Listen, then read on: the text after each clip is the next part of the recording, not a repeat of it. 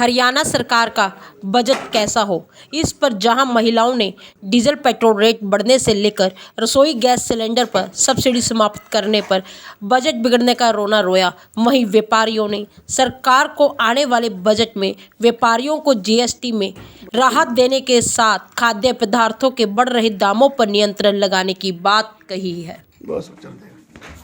एक महिला और गृहिणी होने के नाते हर गृहिणी का सबसे महत्वपूर्ण घर में जो हिस्सा होता है वो होती है किचन।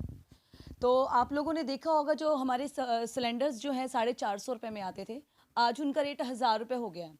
सरकार ने उज्ज्वला योजना भी शुरू करी थी तो उसमें फ्री सिलेंडर मिले थे, लेकिन आज तक अब जो इतनी महंगाई हो गई है लोग उसको भी लेने में असमर्थ हैं। तो जो कामकाजी और घरेलू महिलाएं हैं उन पे तो बहुत ज़्यादा असर पड़ा होगा इस चीज़ का। जो दालें हैं, जो सब्जियां हैं और जो चीज़ें हैं, उनकी महंगाई रेट इतनी बढ़ती जा रही है। नॉर्मल कमाने वाले तो फिर भी मतलब इसको नहीं हायर कर पा रहे, तो गरीब लोगों के लिए तो बहुत बड़ी मुश्किल है। क्या सुझाव देना चाहेंगे? तो मैं गवर्नमेंट से ये सुझाव देना चाहूँगी कि महिलाओं को मतलब केंद्र में रखकर स्कीम लाई जाए। उन्हें सिर्फ एक जेंडर ना समझें कि महिलाएं एक जेंडर हैं। महिलाएं इन्वेंट्री से लेकर एचआर मैनेजर तक का काम करती हैं, तभी वो अपने घर को, अपनी किचन को बहुत व्यवस्थित रखती हैं।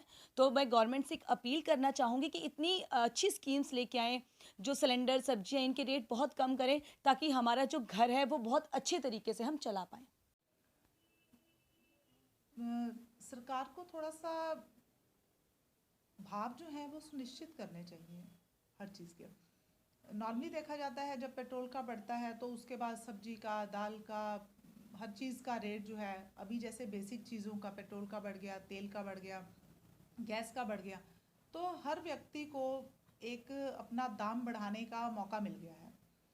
तो अगर सरकार इन बेसिक चीज़ों को कंट्रोल कर ले, उनके रेट को, तो उसके बाद मुझे लगता है कि आगे भी सरकार को ज़रूरत है कि बाकी के भाव भी थोड़े से कंट्रोल रखे जाएं, उन लोगों के ऊपर कंट्रोल रखा जाए जो लोग जमाखोरी करते हैं, उन पे थोड़ा सा सरकार नज़र रखे, तो इस तरह की चीज़ें जो है वो ना सामने आए और जनता ना परेशान हो।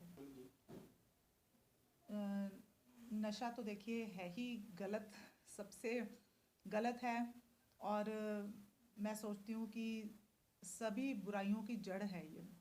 शुरुआत यहीं से होती है, नशे से।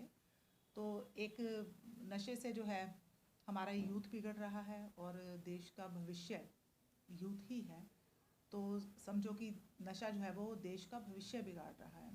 तो नशे के ऊपर तो पूरी तरह से कंट्रोल और लगाम होनी चाहिए सरकार की, चाहे वो सेंट्रल गवर्नमेंट हो और चाहे हरियाणा प्रदेश की सरकार हो। मेरा नाम अजय गुलाटी है जी।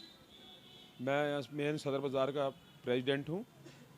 सरकार का जो आगे आने वाला बजट है, सरकार कह तो रही है कि जन सुविधाओं के लिए हम बहुत कोशिशें करेंगे, अच्छी शासन की बातें करते हैं, सुशासन की, लेकिन ये है कि आने वाले बजट के लिए हम तो सरकार से एक्सपेक्टेशन ये करते हैं कि सरकार को पहले डीजल और पेट्रोल के रेट कम करने चाहिए। अगर सरकार डीजल और पेट्रोल के रेट कम करती है, उससे आधी महंगाई की जो है ना, इस टाइम महंगाई से लोग बहुत त्रस्त हैं, तो उससे अपने आप ही फ्रेट कैरियर के अंदर जो खर्चा होता है वो खर्चा कम, लागत कम आएगी, तो ऑटोमेटिकली जो है ना चीज़ों के दाम जो है कम हो सकते हैं इससे, क्योंकि सबसे ज़्यादा खर्चा ट्रांसपोर्ट का ही पड़ता है। तो उसी से जो है ना महंगाई बढ़ती जा रही है दिन ब दिन।